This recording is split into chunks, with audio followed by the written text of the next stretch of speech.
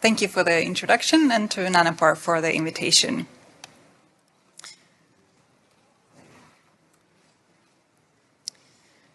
Today I will be sharing our results on rapid bacterial identification within a clinical context. And the data that I will show is based on our Swedish beta evaluation of the microbial Amplicon kit by Nanopore. So first, I would just like to declare my conflicts of interest, as Oxford Nanopore Technologies provided the Amplicon kits and some flow cells for this evaluation. So just a brief introduction to the 16S ribosomal gene that I'm sure you're all familiar with, but it consists of this conserved and variable regions, and these vary between different bacteria species. The short-read platforms that are commonly used in clinical labs today can only capture parts of this gene, and different parts will vary in usefulness. And this will affect how well we are able to predict a bacteria, if it's a genus or all the way down to species level. The long-read technologies are, on the other hand, able to capture the full length of this gene, which will hopefully improve our chances of correct identification at species level. This work builds upon a previous national multi-center study using the Barcoding kit, where we concluded that 16S with Nanopore has a great potential to be implemented into clinical labs, but also highlighted that the primers needed optimization. So last autumn, the microbial Amplicon kit was released, and it now contains a pool of primers to address these previous issues. The primers are now decoupled from the library prep chemistry, and there is a possibility to detect fungi using the ITS gene. We had the opportunity to act as beta users to evaluate this test, and we did it in a form of collaboration between 3 university hospitals in Sweden. So samples were extracted at these different sites, and then we used the beta protocol to amplify and construct the libraries. We chose to modify the protocol a bit to make it a better fit for a clinical routine. So we did not quantify the DNA before the PCR, and we increased the number of cycles during amplification to adopt it for low-level clinical samples. And then one of the sites used a more rapid approach to normalize their high-concentrated libraries using a fixed volume per library. And then after sequencing on the different devices, we analyzed the data using our national pipeline for 16S analysis. And this one is based upon EMU as the taxonomic profiling. So using this approach, we analyzed the sensitivity by spiking Flevera research samples with a gram-positive and a gram-negative strain. And we saw that we are able to detect down to 2 copies per PCR, and this is more sensitive than our current in-house methodology at our sites. Turning our attention to clinical research samples, we included in total 114 in the beta evaluation, trying to include a wide range of sample types. In these, we detected bacteria spanning across multiple taxonomic groups using both strains and clinical specimen from typically normal sterile sites. We also included some more rare or unusual species, and among these, we were particularly pleased to see that we can now detect chlamydia and mycobacteria, as these were a bit problematic in the previous version of the kit. We also included some zoonotic pathogens, and some of these are a bit more challenging to detect because of a low 16S copy number, like Neuralicia migrensis, for example, spreading from tick bites, or this example of Mycoplasma pocimorsus causing very painful symptoms known as seal fingers. These 2 organisms, however, really got our attention to the importance of database awareness, because we will only be able to identify what has been previously entered into our databases, and these 2 examples were actually not included in the standard EMU database. So it really highlighted for us the importance of database updates and curation. For our polymicrobial samples, we did not have any difficulty to identify multiple species in these. And for several of them, the NGS was, of course, able to resolve the polymicrobial chromatograms reported by the Sanger. And for some, we found additional pathogens using NGS versus Sanger. And you can see an example here where we detected fusobacteria in a plevra sample. For our closely related genre, we hope that these longer read lengths will improve our species-level resolution. And for streptococci, we were happy to see that we could separate strep pneumonia and pyogenes from the other streptococci. And for staphylococci, we could separate Staph aureus from the coagulase-negative staphylococci.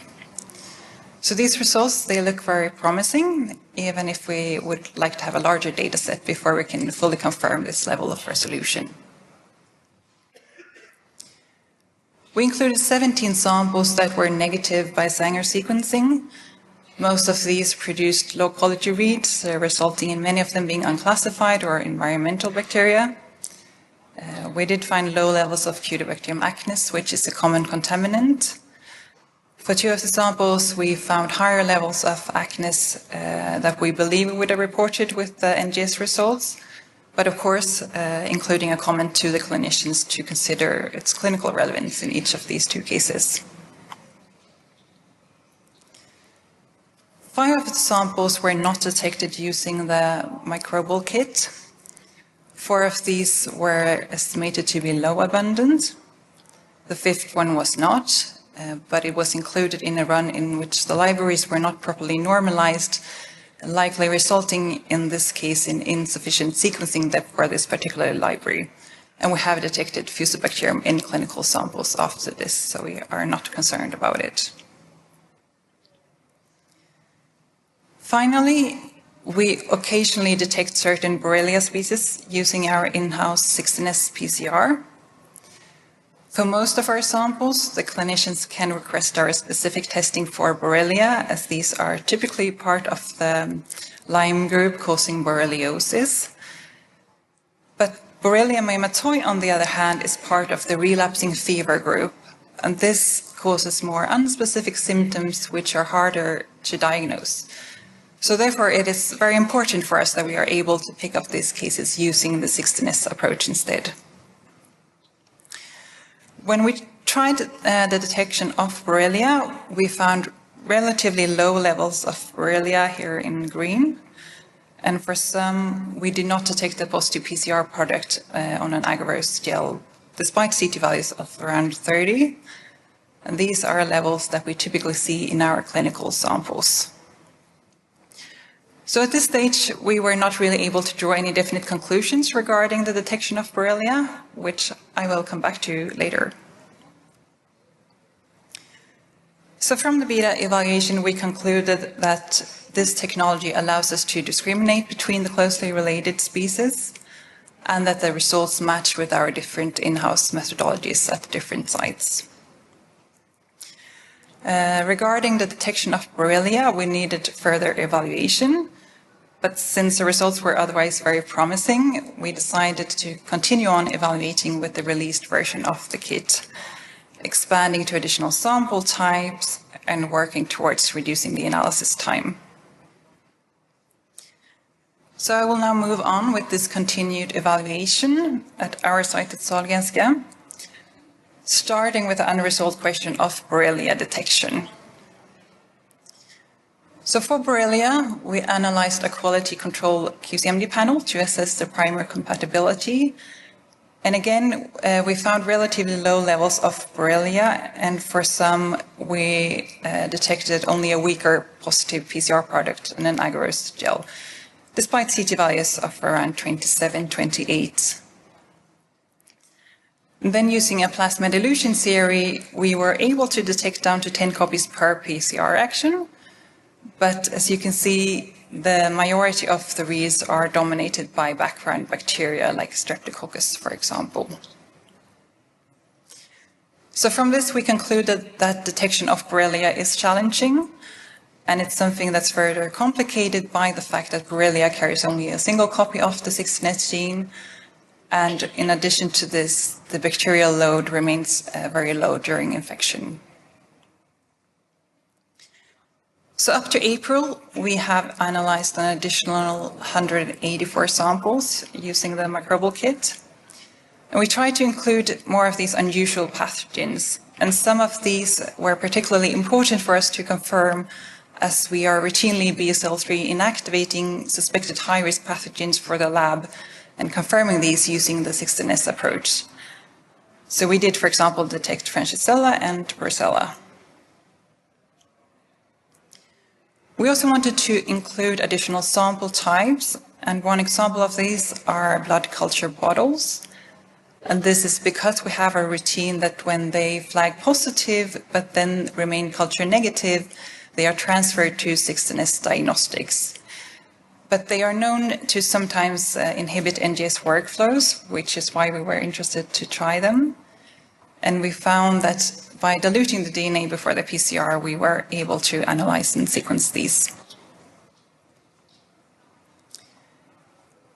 We are currently processing around 7,000 samples per year at our site. So our final goal was to reduce the turnaround time while also limiting the amount of data that all of these samples generated. So we sequenced at 2, 6, and 12 hours and found that while the read count, of course, increases over time, the relative abundance of the identified bacteria remained stable already from 2 hours, even for bacteria that has a persistent low bacterial load during infection, like Treponema, for example. But then you also have to remember we increased the number of cycles during the PCR to make this happen. To further speed things up, we tried downsampling to limit the analysis to 30,000 reads per sample. And the reason we tried this was because without the downsampling, some of our samples required up to 9 hours per analysis, compared to with the reduced data set, where most were completed in under 15 minutes. But most importantly, it had no effect on the identification of bacteria compared to the full data set. So to sum up, this approach allowed us to detect bacteria in a wide range of clinical sample types with a fast analysis time.